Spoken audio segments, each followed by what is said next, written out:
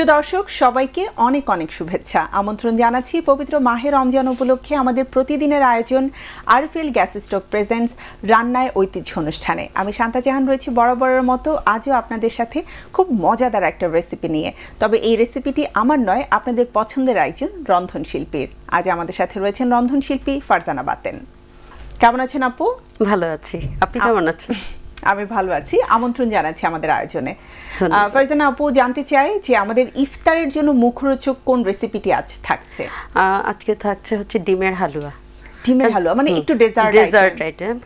প্রথমেই তো সবাই ঝাল দিয়ে শুরু করে, তারপর একটু ডেজার্টটা খেলে খুব ভালো লাগবে। হ্যাঁ, ঝালের পাশাপাশি সারাদিন যেহেতু আমাদের আসলে রোজা থাকা হয়, তারপরে যদি একটু চিনি জাতীয় কোনো কিছু খাওয়া হয় সেটা কিন্তু খুব একটা ক্ষতিকর না। না, ওটা স্বাস্থ্যের জন্য ভালো। ভালো। তাহলে আমরা একটু দেখে নিতে চাই যে ডিমের হালুয়া তৈরি করতে আমাদের কি কি উপকরণ লাগছে।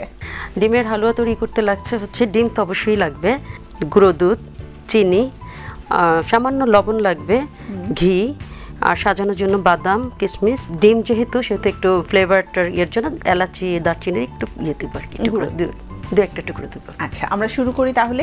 প্রথমে ডিমটা দিয়ে দিচ্ছি,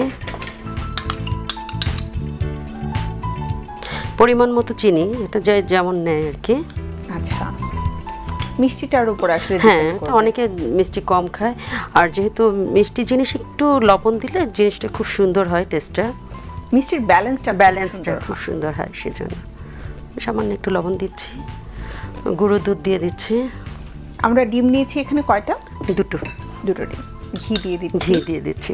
একটু বেশি ঘি দিলে সুন্দর হয় জিনিসটা। হ্যাঁ, এবং হালুয়া মানেই হচ্ছে একটু ঘি থাকতে হবে। যত বেশি দেয়া হবে তত বেশি একটা শাহী ভাব চলে আসে। সামান্য একটু এলাচি আর দারচিনি দিয়ে দিলাম। এখন আমি এটা একটা হুইক্স দিয়ে মিক্সড করে নিচ্ছি। আচ্ছা, সো আমরা চুলোর কাজটা হচ্ছে একবারে দিয়ে দিব। হ্যাঁ, জাস্ট আমি ফ্রাই প্যানটা একটু চুলোটা গরম করে।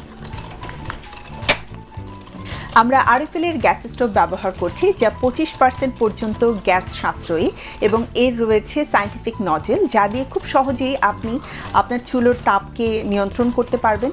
এবং ব্রাশ বার্নার ক্যাপ থাকার কারণে চারপাশে কিন্তু সমানভাবে তাপ ছড়ায়, আর এটি সম্পূর্ণ নিরাপদ কারণ এতে রয়েছে ফায়ার প্রুফ কেবল। প্রিয় দর্শক, আমরা যারা বাসায় মানে নিয়মিত রান্নাবান্না করি তাদের জন্য রান্নাঘরের সেফটিটা খুবই গুরুত্বপূর্ণ, আর এই ক্ষেত্রে আপনার রান্নার চুলাটা যেন পারফেক্ট হয় সেই ব্যাপারে অবশ্যই আমাদের সবাইকে সচেতন হওয়া উচিত। হ্যাঁ, আমার এটা মিক্সড হয়ে গেছে, এখন আমি চুলোতে দিয়ে বাকিটা করব। চুলার আঁচটা একটু কম রাখতে হবে।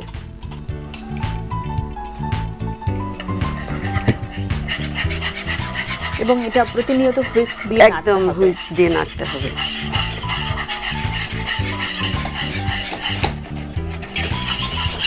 আর রোজার মধ্যে একটু তাড়াতাড়ি রান্না করাটাই মানে ভালো, সব দিক থেকে সময় বাঁচে। ডান না, আর একটু হবে, এটা দিয়ে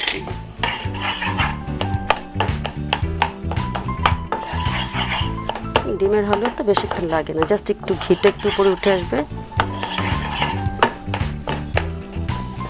ওকে, আমাদের রান্না কমপ্লিট। হ্যাঁ, খুব সুন্দর, এবং ঘিয়ের স্মেলটা আমি পাচ্ছি, ঘিটা যে উপরে উঠে এসেছে সেটাও বোঝা যাচ্ছে, একটা মানে গ্লসি ভাব চলে এসেছে। হ্যাঁ, আমার হয়ে গেছে, এখন আমি একটা সার্ভ করছি।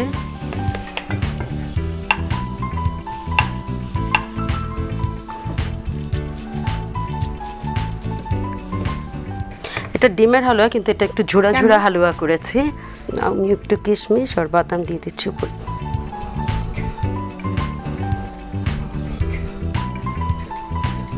আপু, তৈরি হয়ে গেল আমার ডিমের হালুয়া। থ্যাংক ইউ ফারজানা আপু, খুবই চটজলদি মজাদার একটা রেসিপি। হালুয়া শুনলেই সবার খুব ভালো লাগে, খুব তাড়াতাড়ি হয়। হ্যাঁ, এবং আমরা ইফতারিতে অনেক সময় কিন্তু পরোটা খেতে পছন্দ করি, তো পরোটা দিয়ে ডিমের হালুয়া খাওয়া যায়, খুবই ভালো লাগবে। প্রিয় দর্শক, দেখে নিলাম কিভাবে চটজলদি মজাদার এই ডিমের হালুয়া রান্না করা যায়। আপনারা যারা ডিমের হালুয়া খেতে পছন্দ করেন তাদের জন্য আমি রেসিপিটি দেখিয়ে দিচ্ছি।